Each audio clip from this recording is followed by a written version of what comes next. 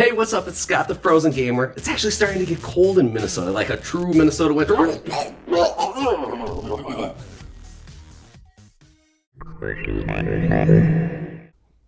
Whoa, I don't know what just happened to me there, but I do know that today I'm going to be talking about Boom!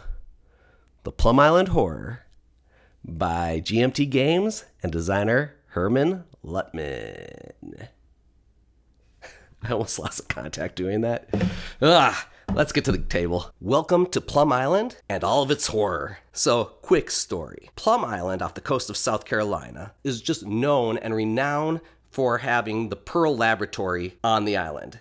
This is a huge biochemical engineering company. And October 24th of an undisclosed year, which they told us we cannot tell, the gods decided to have a huge hurricane and it destroyed a lot of the island, especially the north part of the island, which is the top of the board where Pearl Laboratory was. And all of these biochemical stuff got let loose during the hurricane and all the damage, and it destroyed and it hit all the people who then died, and then because of the biochemicals got reanimated into horrors. And now they're coming after all of us, which, as you can see on the board here, are all of those standees and all of the light blue circles on the board. So let's show off the board. So this is a setup for a 4-player game, which is almost identical for a 3-player game and a 2-player game, which is awesome. Up at the top here is where Pearl Laboratories is, and those red squares, the red tracks on the board from 1 through 6, are the spawn areas for the horrors. The little square cardboard pieces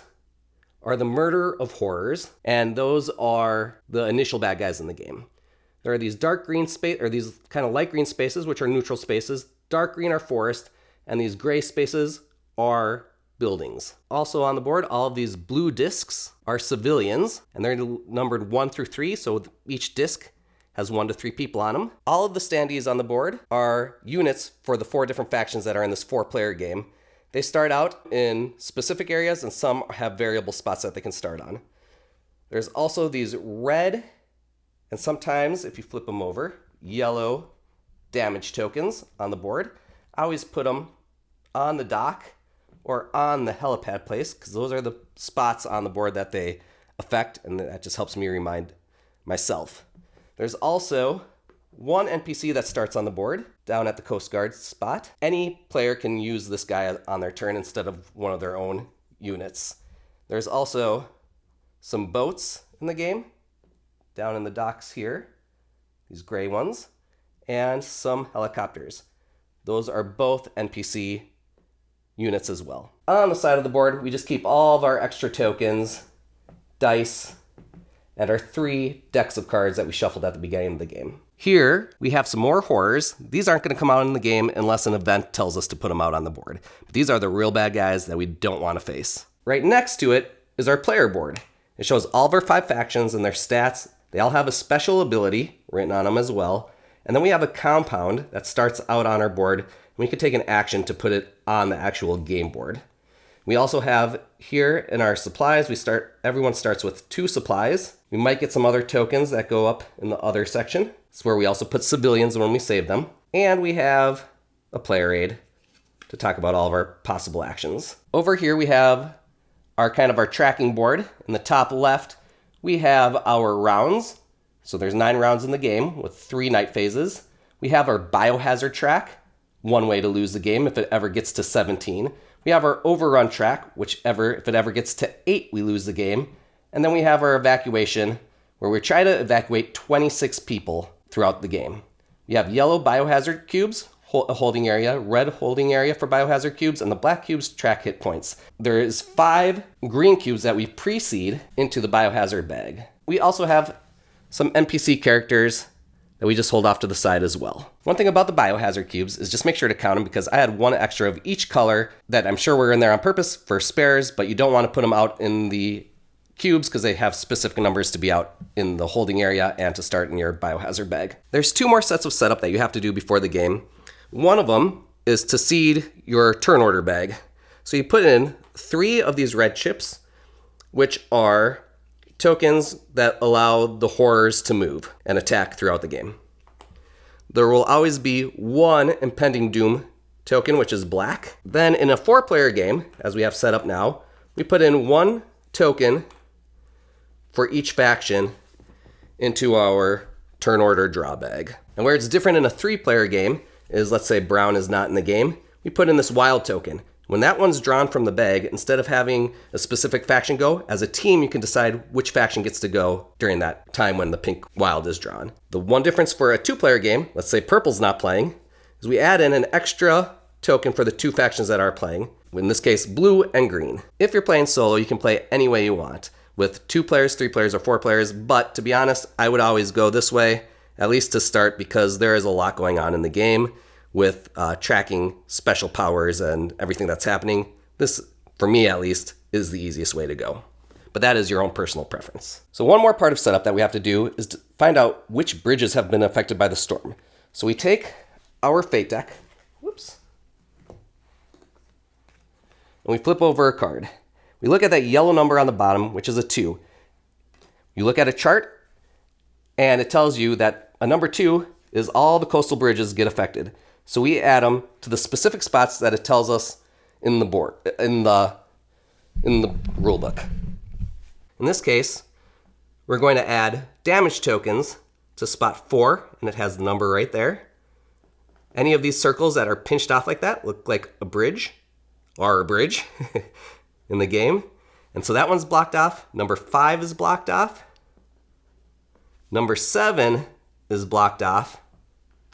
And then also on the other end of the board, which is also an evacuation point, is the Great South Bay Bridge, which also got more damage on it. It started with 2, now it has 4 damage on it. The last part of setup that we have to do is first contact. And this is a chance to get some of the horrors out on the board and start attacking us before we actually begin the game. So what we do is we flip over the cards and look at the activate section, which is right down here.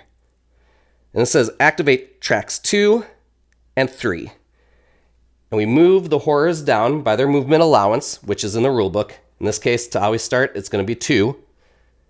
And we move them down 2 on tracks 2 and 3. No one has contacted any humans yet, so we have to flip over another card. And this one says track 4 gets activated. So we go to track 4. And we move those down 2. 1, 2, there's a civilian there. That is first contact. By hit allowance, which I'll go over later, that civilian has died, and now the game begins. So like many co-op games, there's only one way to win, but a bunch of ways to lose. One of the ways to lose the game is have all of your units in your faction die. If anyone loses all their units, the whole team loses. If you make it to the end of the game, but you haven't saved 26 civilians, you've lost the game. If there's been 8 or more overruns in the game, then you lose the game. And if there's a 17 or higher on the biohazard track, where there's so much biohazard in the air, we all die and we lose the game. But we win the game if we can survive 9 rounds and save 26 or more civilians. And each of those rounds in the game, each 9 rounds, consists of 3 phases. The first phase of the game is the hunger phase. And I'll talk about that later because it only happens during the night time, which is rounds 3, 6, and 9, which is clearly illustrated on our track sheet. The second phase of the game is the activity phase. And here we draw 1 chip out of the token, and it will tell us who gets to go. In this case, it's the Plum Island Constabulary. Once we've drawn to see whose turn it is, we get to do a crisis adrenaline. And that is whoever's chip just got picked, whatever faction's turn it is, they can move every one of their units, their walking movement, for free. Now let's look at these chips. On it, the yellow number up here is your close combat number. The number next to it is your range number if you have any range. Not all units have range. This green number is your admin rating. This is your bravery rating. This is how much health you have, the heart. The white number, the white circle with the feet underneath it is your walking movement. And then the black circle with the wheel underneath it is your vehicular movement. During this crisis adrenaline phase, you can move using your walking movement. So this guy can go 1, 2, 3. If I want this guy to go up here by the civilian, he can go 1. And you go through all of your factions units doing that if you want to move them, or you can leave them where they were. That's the Crisis Adrenaline phase. To find out how many actions you have for your faction when it's your turn, you look and see what round of the game you're in. Let's say we're in round 2, as we show here. You look at the red square right next to the big 2, and it says 2. So we get 2 actions that we get to use this turn. So one of the actions you can do is move. This goes on top of your adrenaline movement that you already did before your main part of your actions start happening. So you can move again if you want. And it's the same as before. You can either walk 1, 2. For this guy, he has a movement rating of 2, or he's got a driving rating of 4. And if he does driving rating, though, we have to get rid of a supply. Think of it as gasoline. So he can go 4 spaces, but boom, we lose one of our supplies that we have for our faction. Another action we can do is called crowd control. This is how we move the civilians throughout the board. So what we do is we look at our player's green admin rating, which is a 3, and that means we can move 3 civilians in any direction we want. So I'd want to get rid of and try to move these 3 number ones first, because I want to get those to be evacuated. So I maybe move 1 down here, maybe 2 down here, and maybe we just decide we want to put 1 north just to be some fodder for the horrors. It's a low rated number 1, so we move that up here. And that's the whole crowd control action. So another action we can do is evacuate. That's kind of the whole purpose of the game. And what we do is we look at spaces that have either a dock or a helipad in it. Now those spaces, to be able to evacuate, cannot be compromised. There's 3 things that cause a space to be compromised. 1 is to be overrun, which we'll talk about later. 1 is to have horrors currently in it. And the third way is to be damaged.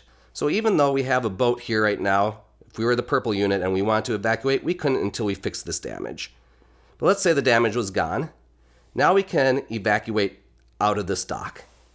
And what we do is we look at our ship that's there, and it has this black rating of 2. That means 2 civilians can be rescued from here. So we could move these 2 guys and evacuate them, and then you put them on your player board and they have been saved from the game. Once you have evacuated them, you go to your tracking board and you move your saved civilians up the correct number of spaces. Another action we can do is repair. So let's go back down to this dock that we were just at, and we want to repair it so we can evacuate. So what you do is you take your fate deck and you turn over the top card and you look at your fate number. It's a 3. So then we go look at this chart and it tells us if you've successfully repaired any of it. When you repair, you usually want to repair with someone with a high admin rating, again, that green number there. Because if you get a 4 or 5, you get to do that much repair, however much your admin rating is. So if you repaired with only a 1 and you got a 4 or 5, you'd only be able to repair 1 point of damage instead of more than that, where you can get rid of the whole damage all at once. Another action that you can take, and you can only do this one really once a game, is build your compound. So to build a compound, you have to spend 2 supplies, and then you have to take a hit point because you're kind of losing members of your posse that have to stay after the compound. And you also, to be able to even do it, you need to have your admin level at a 3 or higher. In this case, it's a 5, so he's more than willing to do it. And you just put your compound down on the board, and the compound can then start doing actions as well during your when it's your faction's turn. Compounds all stay still, except for the blue faction, which has a paddy wagon, which can also travel by vehicle. Another action you can do is heal. So if you have a character that has the red cross on it, you can heal other players. So if you end up in the same spot as someone else, then you can heal them and take 1 hit cube off of their player card. You can also do that to yourself, or if you move into a space with someone that heals, you can heal yourself that way. Our last main action is combat. So let's say we just moved in to this space, and we have another action, and we want to fight that murder of horrors right there. So what we do is we look at our close combat rating. In this case, for this guy, it's only a 1. Not the best. That shows you how many dice you can roll. Let's say we were with the dog here. He has a combat rating of 3. A lot better. So let's say the dog moved in. we roll 3 dice and we look at the results. That would be a really bad roll, because what are the different things that we can get? Well, there's 3 sides of the dice are blank. No good, miss. One side has this half a heart. If we get 2 halves, there we go. If we get 2 halves, then you get 1 hit. This is 1 full hit on the hordes, or the murder of horrors. And this is a critical hit. And this is an exploding die. So a critical hit, if let's say I rolled this, we currently have 2 hits on the murder of horrors. And then I get to roll again. I didn't get another hit, so just 2 hits. So I look at the stack, and I would be killing off 2 of them. Simultaneously, they attack us, though. And when they attack us, we look at how many tokens are in their murder, and you divide that by what kind of land they're on. So in this case, we're on just normal land, so you divide that by 2. So they would hit, 4 divided by 2 is 2. They'd give us 2 hits. If we fought in a forest down here, then we would divide by 3. So 4 divided by 3 would be, and then rounding up, would be 1. So they'd hit us for 1. And if we ended up fighting in a building spot, we divide by 4. And so 4 divided by 4 is 1. We take 1 hit. The last thing on the die, which I didn't show, was a shield. Let's say we were supposed to take 1 hit here, but we rolled this. We would have 1 hit on them. Sorry, we rolled 3 dice. We'd have 1 hit on them and 1 shield, which would block the 1 hit that they would have back on us. So they would lose 1, we wouldn't take a hit of damage. Let's say instead we're fighting one of these really bad guys. We look at their hit rating. They're going to give us 3 hits. You don't have to do any of the dividing to find out. They just automatically do 3 hits. We still roll dice to combat that. Also, anytime that we do close combat, we have to take, after the combat's over, we have to take a yellow cube and put it into our biohazard bag. And anytime a murder of horrors beats anyone in the game, be it a player token, be it a civilian, or be it an NPC, they get to grow by 1 more token. Because we have just become one of them. That's only if they have completely destroyed us. Some of the characters have range on them. This dog has a range of 1. Anytime there's range on it, it means you can attack them with range from here, in the same unit as them, or from 1 space away. But no matter what the number range, it says underneath the little target there. Range is always in the same spot or adjacent. Then we can spend 1 supply. So we use 1 supply, and we attack from far away, and we roll the dice as usual. So 3 dice for this character, all misses. That's too bad. The good news is we do not need to put a yellow cube in the bag, and they're not going to attack us back. We can also do location actions. So if we look at the police precinct here, that first red circle is a forage action, and we just get to take 1 supply for doing that. There's some locations, like Carrie's Corner, that has 2 forage symbols. So if we forage there, we get to take 2 supplies. But then we have to put out an exhausted token, which will stay there until a later part of the phase and only during the night turns of the game. And those exhaustion tokens allow us to not be able to use that space for a location action anymore. So there's some spaces on the board, like this Oceanside Industrial Park, that has that red biohazard circle on it. What we can do is we can use that location if we're in that space, and we can lower our biohazard track by 1. And then, again, we have to exhaust that space. The last location action we can do is to search. So if we look at this first precinct again, and we have a unit in there, we can search. And what you do is you take a card from the search deck, and you turn it over. And these usually give you good things, either supplies or new people, new NPCs to come out, all sorts of good stuff. And then some of them will say at the bottom of the card to exhaust this area after you resolve the card. And if it says that, you put another exhaustion token out there, just like all the other examples that I showed earlier. The very last actions we can do is our special actions that are on our player cards. Each character has their own special action. Some of them are ongoing and always in play, and some of them you have to use one of your actions to take that action. After your turn's over, then there's a thing that every other player can do called a follow action. So going in clockwise order, they can decide if they want to take one action of the normal player actions which are on the card here that I just went over. You cannot take a location action or a special action. There's also one special action that you can only do during following, which is the reposition action, which allows you to move your helicopter or boat to different docks or different helipads, as long as the helipads or the docks they're moving to are not compromised in any way. So you have the option of doing this. You can take an action or not. If you pass, then it goes to the next player clockwise. If you take the action, when you're done taking your one action, you take the fate deck and flip over the top card, and you're looking at this section on the bottom. This one says no event card. That's great. So let's say the next player goes and they decide to do a follow action as well. They do their action, then they take over the fate deck, and it says draw event card. That's no good, because now we have to draw from the event deck, and we take over the top card, and we have to do what it says. Bigfoot lives. We're adding the infected Sasquatch to the board. That's no good. He just spawned on the board. And it's always bad. These are always not good. And when that happens, when it says draw event card, not only do you have to take the event card, you resolve it, and once you resolve it, no one else can take a follow action after that. So after you have drawn a token, and like in our example, we drew one of our factions tokens, everything's done of that part of the activity phase, so we have to draw again until the bag's empty. So this time we go in and we draw out the Impending Doom token. This one is simply, we just go look into the event card deck, we flip it over there, the top card, and I didn't shuffle that back in, we flip the next card over, and we do what it says. If for some reason we're not able to do it, hey, we got good luck, and we don't do anything. Otherwise, we do what it says, and that's it for that token. So now it's the next draw from the bag, and we draw out the Fate token.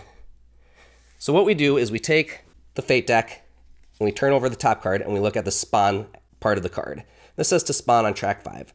We'll always spawn 3 or 4 horrors depending where we are on the biohazard track. If you're doing better in the game on biohazards, you're going to draw 3 horrors. If you're doing worse on the biohazard track, you're going to draw 4 horrors, and it shows you exactly how many on the biohazard track.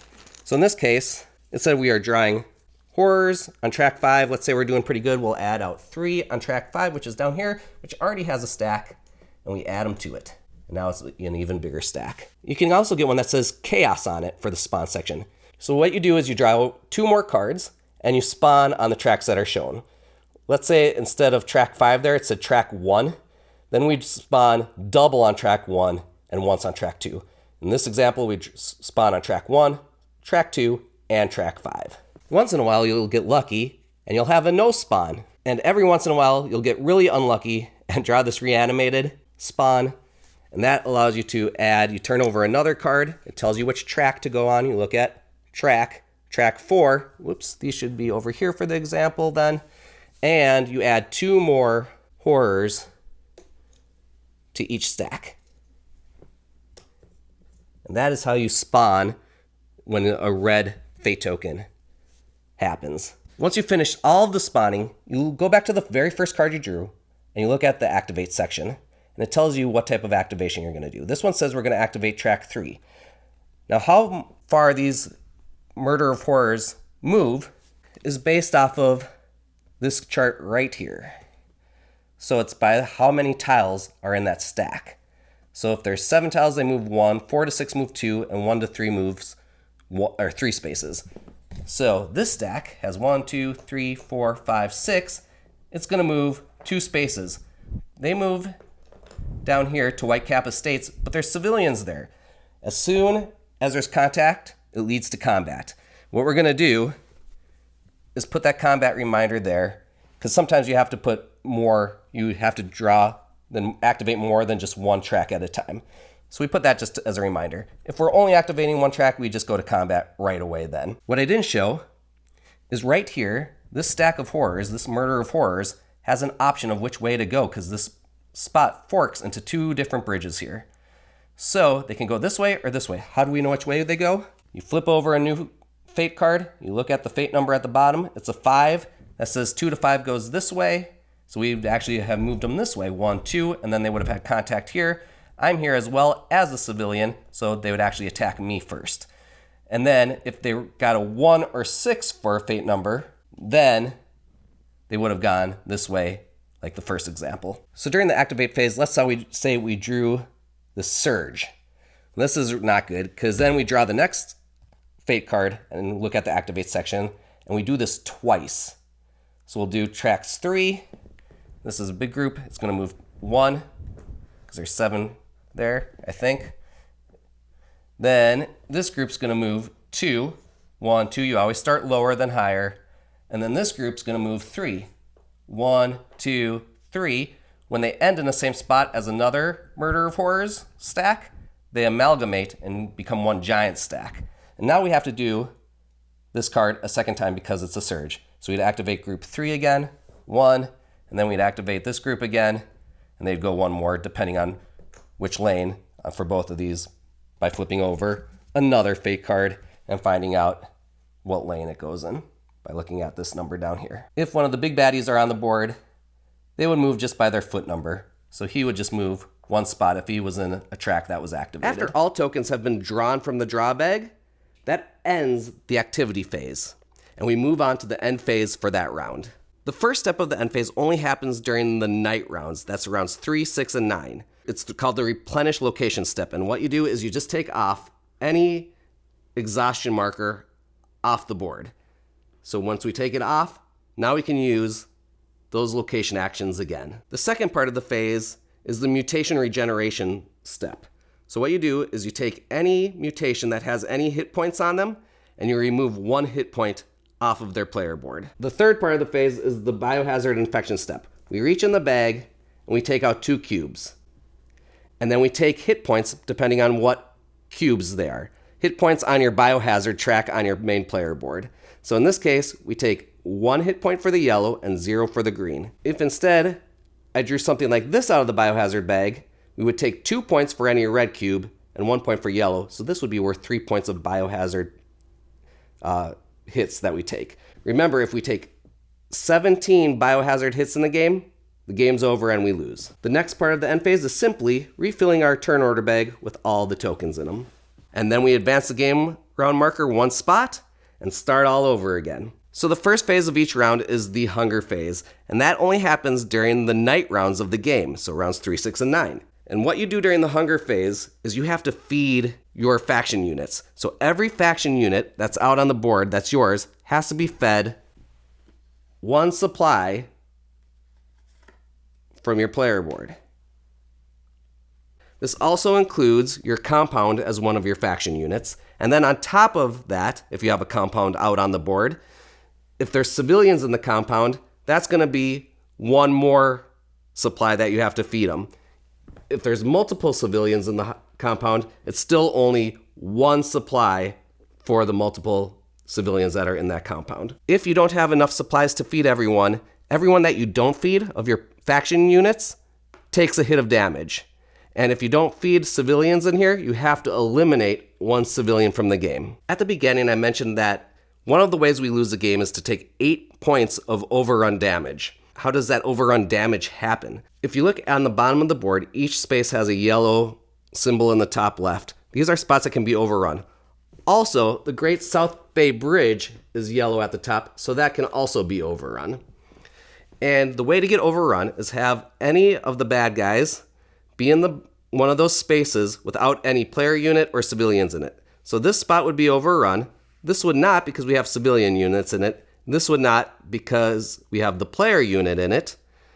And over here at Great South Bay Bridge right now would be overrun because we don't have anyone in that space. The different locations have different amount of overrun damage that we take. If the Coast Guard station gets overrun, we put this little token down and we take 3 points of damage on our tracker board. If the Greenport Docks gets overrun, there's no civilians here, and these bad guys are here, this takes 4 points of damage. The other spaces on the bottom all take 1 point of damage. The Great South Bay Bridge is a key location in this game, and that would take 6 points of damage if it gets overrun. 8 points, we lose the game. Once a location is overrun, it stays overrun for the rest of the game and is compromised for the rest of the game as well. Let's say this location just got overrun, and then the next turn, this guy moves down and overruns the same location. This time, instead of taking the 2 points like that space usually is, we're only going to take 1 point of overrun damage. So the Great South Bay Bridge is a very important location in the board. One, it leads to the mainland of South Carolina, so we don't want horrors to get in there. The second part is that it's a way to get civilians out and saved without having to use a ship or a helicopter. How do we do that? First, if there's any damage there, we have to get rid of the damage using a repair action. So we take the repair action when you're adjacent to it, we get rid of the damage. Then we have to make sure that the civilians get into the Great South Bay Bridge, and then we have to be in there as well. And then from there, we can use one of our actions to, again, instead of using an evacuation action like you do with helicopters or boats, you use a crowd control action, and that will push them out to mainland and be saved. When horrors try to move through damaged bridges in the game, they have to get through that damage themselves first before they can make it through. So how that works is, like right here, there's 2 damage. If they need to get into this space and that damage hasn't been cleared, then what they do is for every damage, there's 2 damage there now, they exhaust 1 hit on themselves. So that would take out 2 of these guys would be eliminated, and then that would have cleared off the damage, and then they can move through. No matter how many points there are of movement left, they only get to move to the space that they cleared. There's a few other small rules in the game, like stunning the horrors and using weapons, but those you can look up very simply in the rulebook. They're very easy to find, and the rulebook is a great source in this game. It's really well written, and let's get back to the table. Hello again. So this game is going to be staying on my shelf, and why will it be staying on my shelf? This was my most looking forward to, the game I was most looking forward to in 2024, and it did not disappoint for me. It is kind of has a traditional co-op feel to it, in that there starts with, this threat that isn't that bad, and then as the game progresses, it just gets worse and worse and worse, and you're just constantly trying to fight all the different things that are going on, like a pandemic, like all those other traditional co-ops. However, it doesn't feel like those traditional co-ops. This game, all this stuff keeps happening. The horrors start moving down the board, and your helicopters may blow up. All this, you have to deal with the damage. All this bad stuff starts happening, and it doesn't feel, in those other co-op games, they kind of feel like, I'm doing this, now there's the bad guys have their turn, and now I have to go do that. And now the bad guys have a turn, and now I have to go do this. This one is more smooth in a way, in that it's like just this constant, slow churn of having to deal with all this stuff that we don't have quite enough actions to do to deal with all of it. So how are we going to best handle the things with the limited actions that we have? I think there's like 21 actions in the game, somewhere around there total in the whole game. Yeah, it's just it's so much more smooth than those games. The other games kind of feel chunky to me, and this one's like smooth. This is the best way I can explain it. It's a state of siege game, which is different as right off the bat than most of those co-op games. So those hordes are just going to keep moving. Those horrors are going to keep moving down the track no matter what. And no matter how much you fight them, they're just going to keep coming and coming and coming and coming and coming down the track. And we just have to survive. And it's also this weird like pick up and deliver game, except it's not a pick up and deliver game. It's like a pick up and scooch game, because you move into the space with the civilians that you have to get off the board to win the game as well. So you go into the space with them, but then you can't like pick them up and just like trek along the board to get to those points that you need them to get to. You have to like do the call, the crowd control actions, like, hey guys, go this way, go this way, go this way. I have to stay here and be there for the rest of the civilians that are coming in the area. So you guys go this way, and you move them one spot, because that's as far as they get to travel. And then you have to move with them and use an action to move with them, and then you have to do it again. Oh, keep going this way, keep going. And then, so you're just like kind of scooching them to where you want to be, and it's very hard. It's frustrating in a good way. And the tension is there the whole game, and which is great, which you need in a co-op survival type game. And that kind of goes, let me talk about the theme real quick. So this is kind of your goofy zombie game, if you want to call it zombies. They're never once mentioned as zombies in the game, but let's think of them as zombies. This is your goofy zombie game. And I could compare it to something like the Arkham Horror Eldritch Horror games compared to Cthulhu Death May Die, where the Arkham Horror Eldritch Horror take themselves a little bit more serious, and then Cthulhu Death May Die is just like, no, I'm just going to go in there and we're going to go crazy, and we're going to start banging and just shooting these monsters up left and right. That's what this game is compared to like the other zombie genre of games. Those ones feel like, even though there's like goofy moments in like Dead of Winter and stuff, those feel more serious, and this one's just pure comedy, like throughout the whole thing, pure storytelling throughout the game, even without having to read a whole lot of words and there's like not much story, like you're not reading pages of story throughout the game. The artwork, it's not like the most great artwork. It's not like this beautiful art or anything, but it works for the game. The colors are kind of garish. There's every horror has this red and like lime green scheme to them. But it works so well. It just gets that pulp comic feel of the game. Does the box have the pulp comic feel? It looks like an old horror magazine, comic magazine, comic book. I don't read comic books, so I've looked at them. I don't read them. That's why I screwed that up. And everything, the rule book's really well written. It's funny. So it keeps you reading it just for some of the laughs in it, but it doesn't get in the way of the rules at all. It actually kind of helps them a little bit. The rule book's just great. It's laid out great. They also comes with, so here's the rule book. It also comes with a reference guide that gives you an example of how to play if you need that, which I don't think most people will, but it's there in case you do. Everything in the game just makes sense thematically. Every mechanic makes perfect sense. The parts that could be a little bit harder to remember, they have in charts throughout the game. So here's the back of the rule book. Has a great set of charts on them. The back of the reference guide, also more charts on them. There is also, you have each of your player cards, which I showed in the playthrough, that have all the player actions on them. Here's a sequence of play on a quick reference guide. Here, and it also has some more charts on it.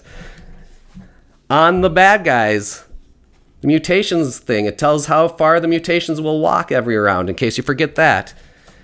Here's the horror's hit potential, depending on the locations, in case you forget how to do the math on those. And if you don't want to do the math on your overall guide, it does the math for you for each location and how many hits you'll take. So everything is just so well thought out. The graphic design is great and just helps with everything. The art is great for what it's trying to do. I can't say enough good things about this game. It's so much fun. I just constantly want to be playing it. My son constantly wants to be playing it. He plays it with his own rules, but he still loves it because it's exciting. It's an exciting thing to look at and play with. So even for him, he's not playing the real rules of the game because he's way too young, but he's like every day he gets home from school and he's like, Dad, can I play the game? Can I play the game? And I'm like, yeah, yep. I'm like, gosh darn it, I want to be playing the game right now. So it's a great game. I highly, highly, highly recommend it. This is so much fun. If you like co-op games, if you like zombie themed games, I know there's a lot of them out there. It's kind of been a low point though, compared to like the beginning of the 2010s and mid 2010s when there was like all of those zombie games coming out left and right. There's been a low point. So it's time for another great one. Again, never called zombies in the game. So that is it. I so much recommend this game. I am so excited for it. I will be playing this game so much solo and with groups of people as well. It's wonderful. The other thing that I talked about in the playthrough that I want to just briefly reinforce is they do such a great job with how to play with the different player counts. None of the setup changes. Only one rule changes in a 2-player game, with the follow-up action is slightly different. So you just look that up. It's really simple, the differences. And the setup is only difference other than putting your factions on the board is that how you put the tokens in the turn order. And it's a really easy change. And that's the rest of the setup is the exact same, which is so nice. So that's it. Thanks for watching. Peace. Stay cool. Don't get eaten by not zombies, but horrors. Eek. Peace.